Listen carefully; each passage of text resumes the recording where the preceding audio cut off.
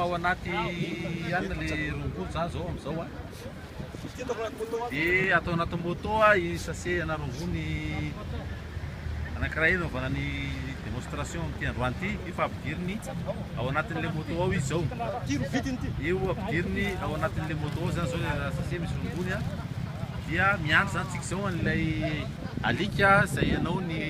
fampisehoana ijery hoe aiza amin'reto olona mijoro reto zany zao a no misy an'ilay rongony dia iny zany zao a le alika fa tamy izy am'izao fotoana zao a efa tamy iny izy a ny anarany Balto matricule 99 matricule 99 ny misy ny Balto Z99 a ny numéro matriculeny izy ty moa zany dia fampisehoana ho atao mandritra ny tikatra fankalazana ny androm-pirenena ny adivana zava-mahadomelina ity izy zany zao Balto a hitady izy zany zao hoe aiza amin'ireo olona reo a no misy an'ilay rongony dia aiza amin'ireo moto reo zay zany zao no ataony mampisehoana eto dia lasa izy iny mitady izy iny zany zao a dia mitady izy zany zao hoe aiza no misy an'ilay rongony ay dao ary Balto manomboka mitady izy zany ao izy mitady izy zany zao ao fasina mitady izy zany zao a aiza amin'le moto misy azy ozy izy cherche vitan'io zany zao hoe aiza le rongony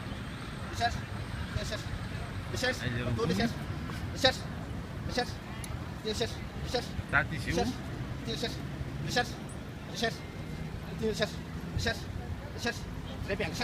ao hitany somatsara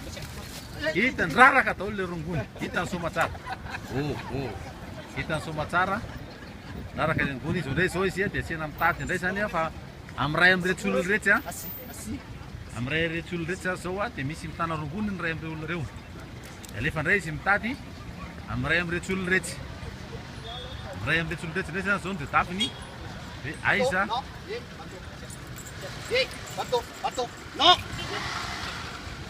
eo zany zao mitady izy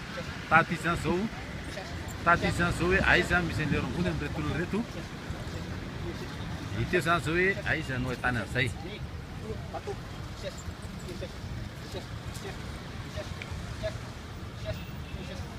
ao